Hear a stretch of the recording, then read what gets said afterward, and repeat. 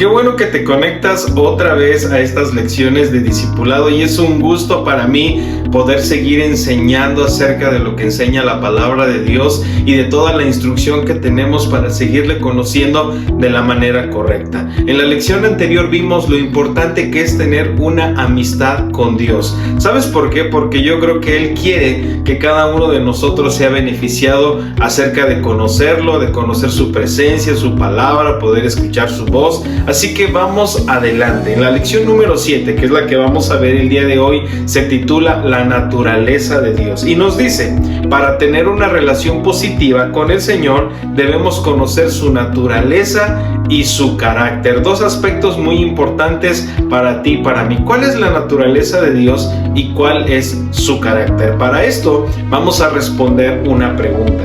¿Él está enojado por nuestro pecado?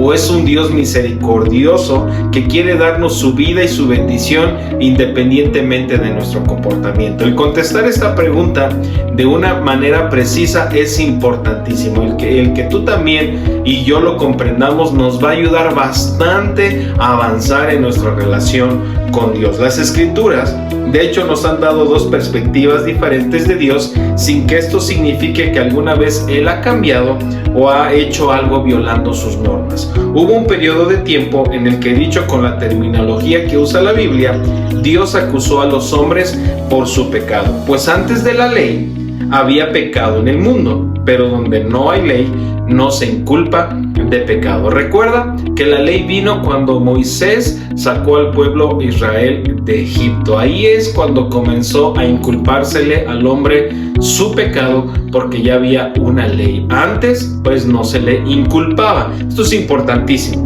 Esto se puede comparar con la crianza de los hijos. Cuando son muy pequeños, no es posible razonar con ellos, ni explicarles por qué deben comportarse correctamente o por qué no deben ser egoístas, ni deben quitarle los juguetes a sus hermanos o hermanas. Se les deben dar reglas y si las quebrantan deben ser disciplinados. De manera que la ley ha sido nuestro ayo para llevarnos a Cristo a fin de que fuésemos justificados por la fe. Venida la ley tenía como propósito dirigirnos a Cristo Jesús, porque si has examinado un poquito la ley de Dios o los primeros 5 libros de la Biblia, te vas a dar cuenta que sus leyes eran muy estrictas y realmente creo que nadie, si eres sincero, si eres honesto contigo mismo, podíamos cumplirlas todas. Dice la palabra de Dios que si fallábamos en un solo mandamiento nos volvíamos transgresores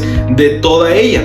Aunque nos esforzáramos por cumplir el 99% de ella, si solamente fallábamos en un punto, éramos culpables de todo. Esto mostraba que Dios quería enseñarnos que la manera de acercarnos a Él era por la fe. No era que la ley estuviera reflejando correctamente el carácter de Dios, sino que Dios quería mostrarles cuál era el estándar de santidad que Él tenía y obviamente ninguno de nosotros lo iba a alcanzar. Solamente quería mostrarnos que necesitábamos un Salvador, pero personas tomaron esa ley, quisieron guardarla, quisieron hacer su mayor esfuerzo y obviamente al intentarlo se creían más santos que otras personas y veían a un Dios rígido, veían a un Dios duro, veían a un Dios que quizá en su manera de interpretarlo estaban enojado todo el tiempo con nosotros. Por eso es importante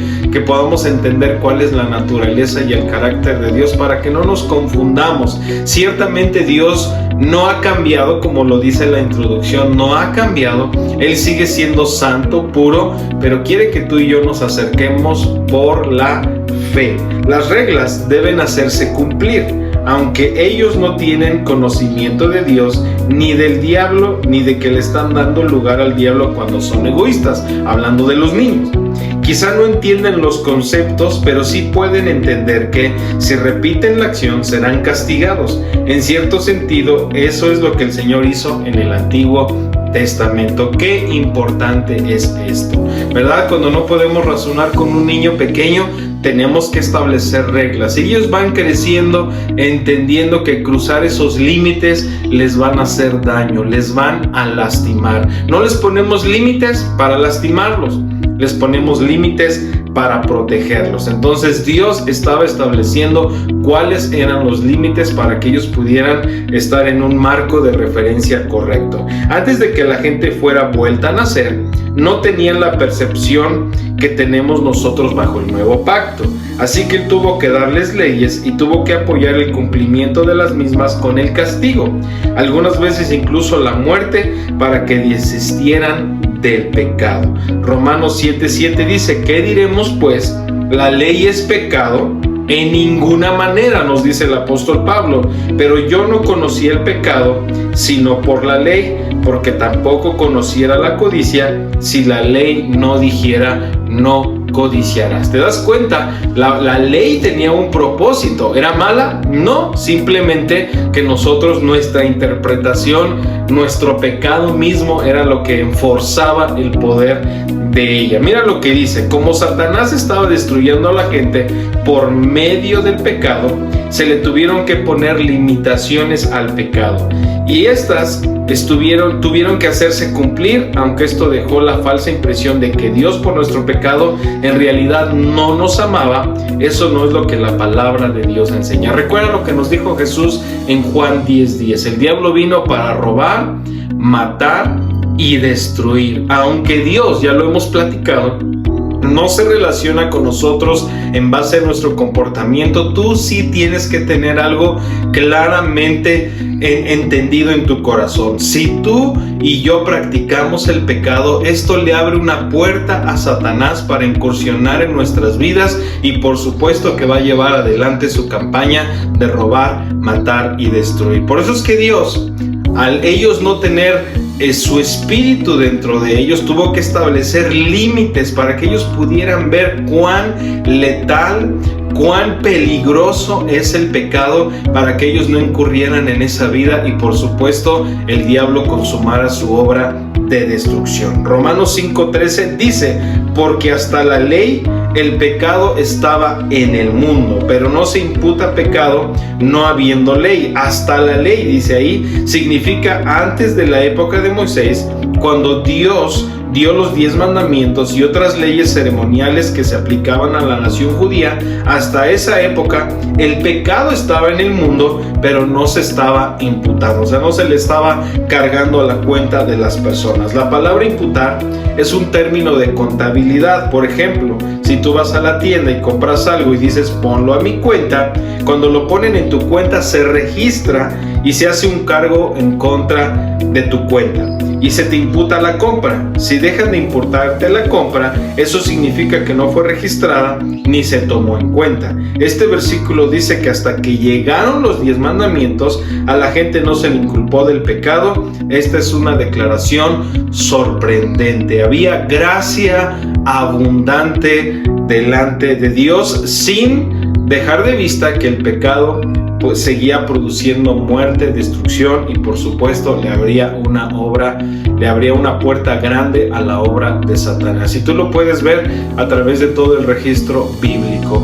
El hombre pecó, vino muerte, vino destrucción, vino dolores, vino pesar, en fin, todo lo que el pecado produce. No era que Dios estuviera lanzando esas cosas a la tierra, sino el pecado mismo es lo que produce. Nos lo enseña Romanos: la paga del pecado es muerte. El pecado, Dios no tiene que castigarnos. El pecado mismo va a producir castigo, va a producir dolor, y eso nos tiene que quedar bastante claro. Considera Génesis 3 y 4. La mayoría de la gente tiene el concepto de que cuando Adán y Eva pecaron contra Dios, como Él era santo y el hombre ya era pecador, Él no podía relacionarse con la humanidad pecadora.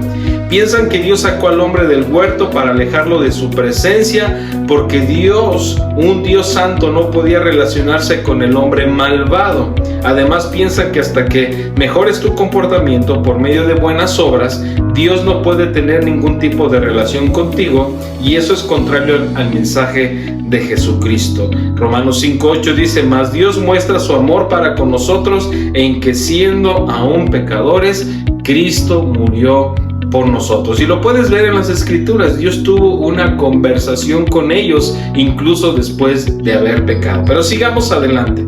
Romanos 5:8 dice que Dios mostró su amor por ti en que, siendo aún pecador, Cristo murió por ti. Así que el Nuevo Testamento enseña que Dios mostró su amor por ti aun cuando todavía estabas viviendo en pecado, y no se esperó hasta que tú mejoraras tu comportamiento. Dios no obró en nuestro favor sabiendo que íbamos a cambiar. Él obró en nuestro favor porque Él nos ama, aun siendo pecadores, aun siendo personas que habíamos fallado, que nos habíamos equivocado. Él se mostró en nuestro favor. Una de las grandes verdades del Evangelio que cambiará tu vida es que Dios te ama tal y como eres. Él te ama tanto que si recibes su amor, tú no vas a querer seguir siendo como eres. Esto es importantísimo. Dios te ama tal y como tú eres, pero el amor que Él te tiene te va a convertir en la persona que Él soñó que tú fueras. Tú cambiarás, pero cambiarás a consecuencia del amor de Dios y no con el fin de obtener su amor. Esto es importantísimo.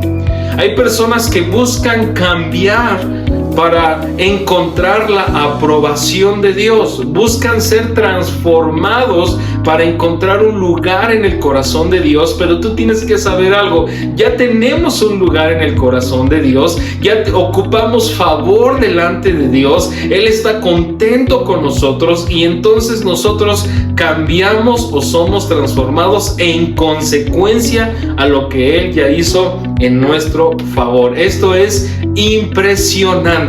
Así que no tienes que esforzarte para obtener un lugar en el corazón de Dios, sino porque tenemos un lugar en el corazón de Dios es que los cambios y las transformaciones vienen a nuestros corazones. Romanos 5:6 dice: porque Cristo, cuando aún éramos débiles, a su tiempo murió por los impíos. O sea, Dios hizo cosas impresionantes a nuestro favor a causa del amor que Él tiene por cada uno de nosotros. Romanos 5:10 dice: porque si siendo enemigos fuimos reconciliados con Dios por la muerte de su Hijo, mucho más, estando reconciliados, seremos salvos por su vida. ¿Te das cuenta? La vida de Jesús, su muerte y su resurrección nos puso en una mejor posición delante de Dios. Estamos reconciliados con Él. Él propició todas las cosas para que estemos cerca de Él. Como hemos escuchado,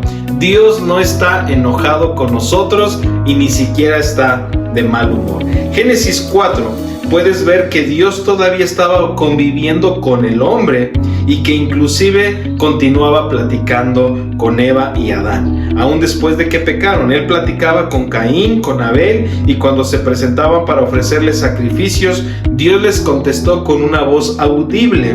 Por su reacción podemos darnos cuenta que para ellos era algo que estaban acostumbrados a escuchar su voz y no les asustaba. Cuando Caín mató a su hermano Abel y se convirtió en el primer homicida sobre la tierra, la voz audible de Dios vino del cielo: ¿dónde está tu hermano Abel? Caín le mintió a Dios aparentemente sin remordimiento. Eso solamente puede suceder si la persona está tan acostumbrada a escuchar la voz de Dios que le resulta familiar y no le tiene miedo. Todo esto revela que Dios continuaba conviviendo con la humanidad y que no había terminado la amistad como comúnmente se cree. Dios no le estaba imputando sus pecados al hombre. Ahora, ¿eso significa que Él excusó sus pecados o que no tenía nada de malo? No, esa es la razón por la que finalmente Él dio la ley. Tuvo que dar la ley para regresar al hombre al estándar correcto. Tienes que recordarlo también. El hecho de que a veces actuemos de una manera incorrecta y no vengan consecuencias inmediatas o posiblemente no ocurran consecuencias en ese preciso momento, no significa que el engaño del pecado, no significa que las consecuencias del pecado no vayan a venir, pero estas no van a venir, reitero y enfatizo, no van a venir como que Dios las está provocando o las está enviando, sino el pecado mismo tiene una respuesta, la cual es la muerte. El pecado siempre va a abrir una puerta para que cosas malas, cosas destructivas vengan a nuestras vidas y Satanás haga estragos con nosotros. Por eso es que tenemos que cerrar la puerta. Si Él nos está amando tanto, ¿por qué hemos de responderle de la manera incorrecta? Dios tuvo que mostrarle al hombre que necesitaba un Salvador y que tiene que llenarse de humildad y recibir el perdón como un regalo. Por mucho que nos esforcemos, no vamos a alcanzar el estándar de Dios. Nuestro orgullo no tiene lugar. Por eso es que tenemos que mirar al Señor y reconocer que necesitamos un Salvador y con humildad recibirle en nuestros corazones, recibir la limpieza y reconocer que Él es el único Dios vivo y verdadero y que puede obrar en nuestras vidas de una manera especial. Juan 3:34 dice: porque el que Dios envió, las palabras de Dios habla, pues Dios no da el Espíritu por medida. Lamentablemente, la religión mal entendida ha manipulado y controlado estas cosas para enseñar que la ley fue dada para que puedas observarla y por ello ganarte el perdón de Dios y su aceptación, ¿verdad? Tienes que ser bueno, tienes que portarte bien, tienes que hacer esto, tienes que ir a la iglesia, tienes que hacer lo otro para ganarte la aceptación de Dios. Pero tú y yo ya somos aceptos. Entonces, ¿por qué haríamos todas esas cosas? Precisamente en respuesta a que Él ya nos ha aceptado. Lo único que queremos seguir es seguir teniendo esa relación correcta con Él, pero no para ganar algo de Él o para obtener cosas de Él o para hallar un lugar en el cielo. No, ya lo tenemos en Cristo Jesús y solamente estamos respondiendo a lo que Él ha hecho en nuestro favor. No sembramos para que Él nos dé. Él ya nos dio todas las cosas, dice la Escritura, ¿verdad? El que no escatimó ni a su propio Hijo, ¿cómo no nos dará con Él todas las cosas? No le damos para que nos dé, Él ya nos dio. Solamente de toda la abundancia que Él nos ha dado, nosotros respondemos. ¿Por qué le servimos? Porque Él ya hizo todo para servirnos a nosotros y devolvernos a una relación con Dios. ¿Por qué entregamos nuestras vidas? Porque Él entregó la suya por cada uno de nosotros. Así que solamente respondemos. ¿Te das cuenta? Como también nos enseñó la misma Escritura, nosotros le amamos a Él porque Él nos amó primero. Le damos porque Él nos dio primero. Le servimos porque Él nos sirvió primero. Le damos porque estamos agradecidos. Le honramos porque Él nos ha dado un lugar de honra cerca de Él. Así que el conocer su naturaleza solamente nos va a llevar a responder con alegría. Mira, hasta me causa alegría el poder decir todas estas cosas. Se goza mi corazón porque el conocer la verdadera naturaleza de Dios no me provoca miedo, sino más bien me provoca un deseo de estar cerca de Él, un deseo de estar cerca de las cosas de Él, un deseo de estar involucrado en las cosas en las que Él está involucrado, porque estoy conociendo su verdadera naturaleza. Y no con temor de, ay, si no hago esto, si no hago aquello, me voy a perder de esto, me voy a perder del otro. Dios siempre está dispuesto. Simplemente que a veces la religión nos ha manejado una imagen de Dios que en lugar de acercarnos nos atemoriza, que en lugar de que podamos arrojarnos a sus brazos, pensemos que qué nos va a pedir o qué va a necesitar de nosotros. No.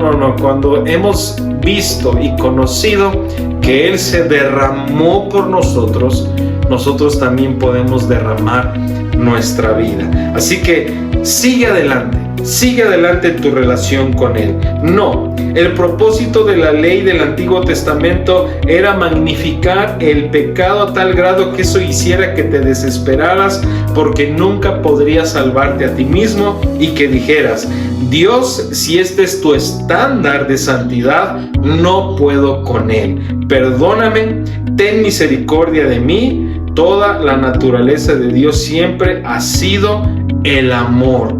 El que no ama no ha conocido a Dios, porque Dios es amor. Y recuerda lo que hemos aprendido: todo lo que Dios piensa, todo lo que Dios habla y todo lo que Dios hace es motivado por el amor. Así que sigue alimentando tu relación con Dios con el amor que Él tiene por ti y por mí, sabiendo que su naturaleza y su voluntad es siempre hacerte el bien. ¿Cuál es su naturaleza?